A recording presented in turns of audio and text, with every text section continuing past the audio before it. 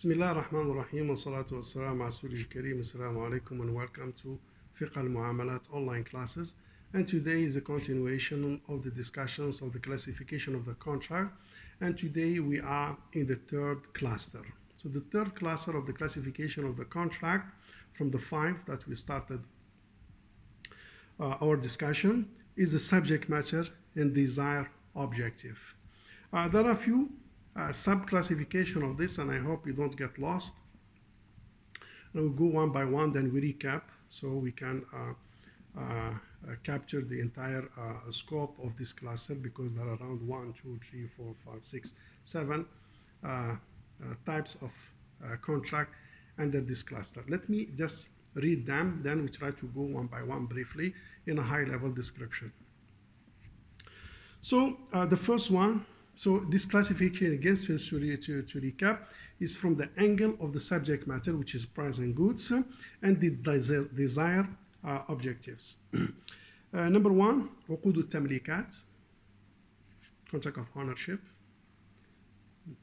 Number two, عقود الإسقاطات, contract of elimination. Number three, عقود الإطلاقات, contract of removing restriction. Number four,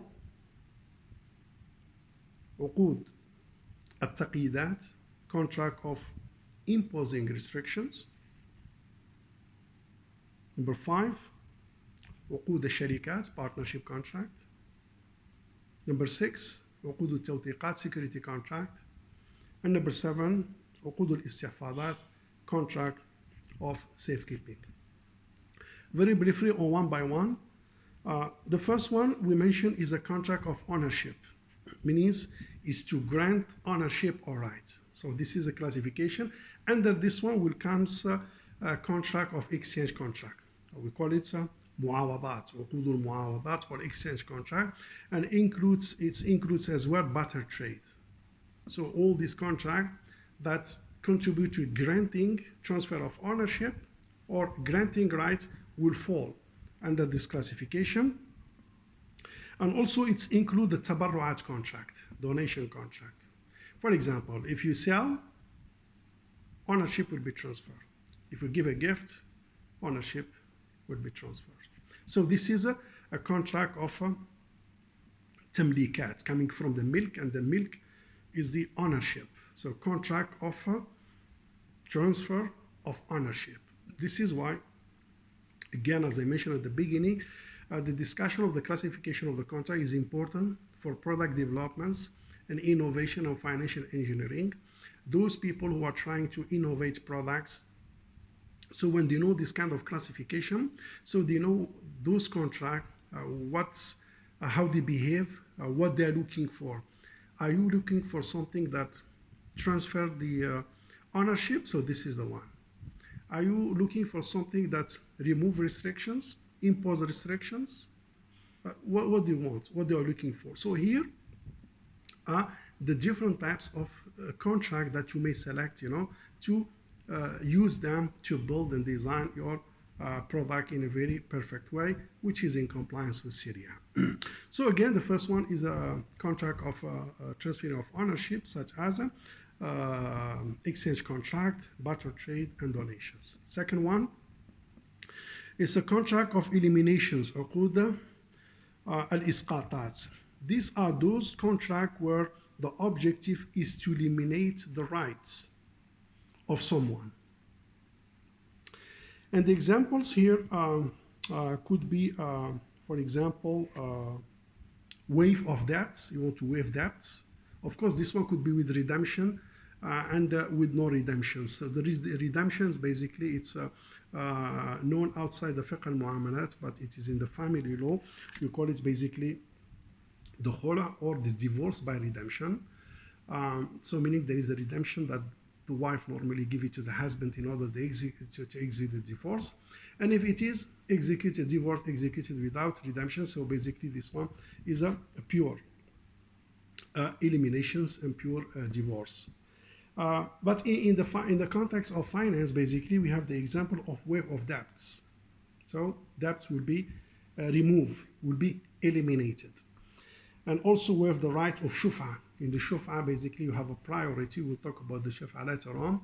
It's something asset which is not basically divided, and basically the parties have the right. Basically, if someone exits, others may have the right to take that kind of property.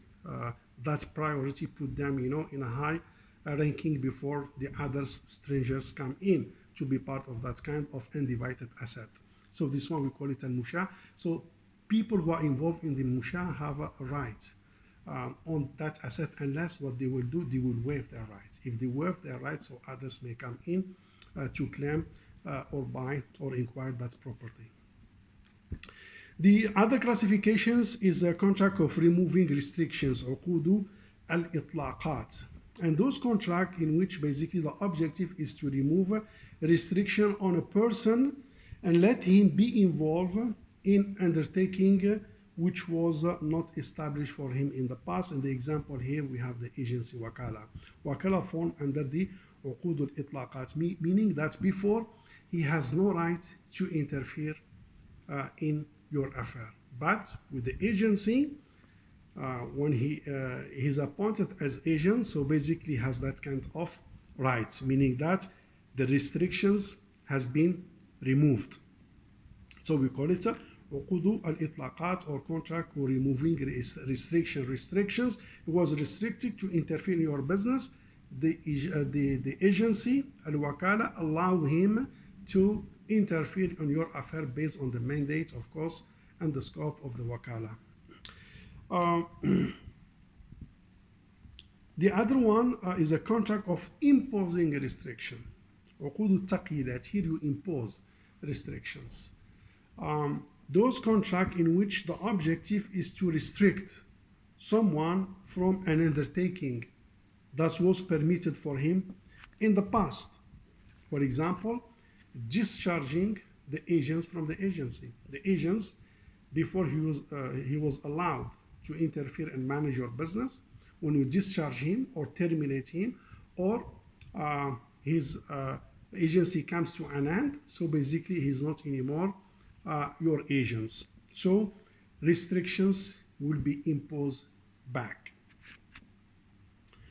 And also the restriction of distinct boy from conducting legal deals, or what we call it الصبي المميز, the person صبي المميز who's not attending, meaning he knows the affairs of buying and selling, but he didn't reach the age of competency, which is the, let's say, the 18. So that one also has some kind of restriction in his business dealing, whereby the contract that he may conclude, he will be pending on the consent of his guardian in order to protect him. So there is a kind of restrictions that has been imposed on his business dealing. And the same goes actually for al-hajar, financial restriction. If there is a financial restriction that has been imposed on someone, so also he has a very limited what's so-called scope in managing his finance.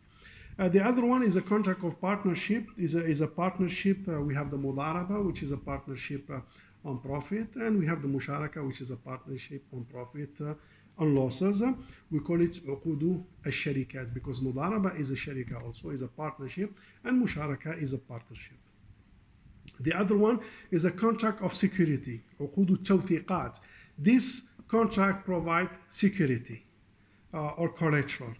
This contract, which the objective is to have a security or to have a security of loans or a debt for their owners, meaning it's to secure the loan, it's to secure deferred payments, it's to secure something. So we use what's called security contract, and we have the kafala, which is the guarantee.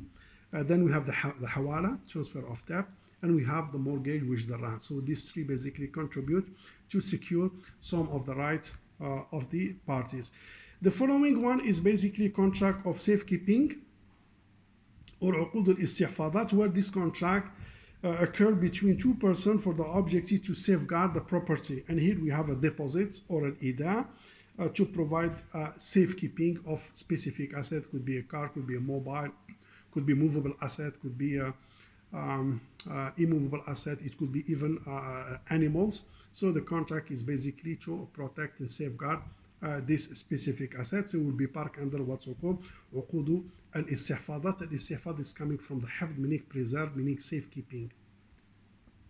So this is the 7 clusters under what's called the big titles of the subject matter and desire objectives. And as you can see, each one has specific features, specific descriptions, and captures some related Sharia contract. Of course, the context of those contracts and their Sharia rules will be discussed throughout the course of Fiqh al-Mu'amalat, but at this level, we are just doing a kind of classifications from the 5 classification that we have highlighted, and we're trying to break down the classification according to the sub-cluster that they have and provide a high-level descriptions and what kind of contract that could be part in each one for proper understanding how is the layout, how is the structures, how is the component of the Sharia contract classification, so we can use them in a proper way, in a very efficient way, and feed them into the Islamic finance practices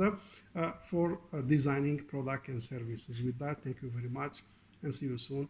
And assalamu alaikum wa rahmatullahi ta'ala wa barakatuh.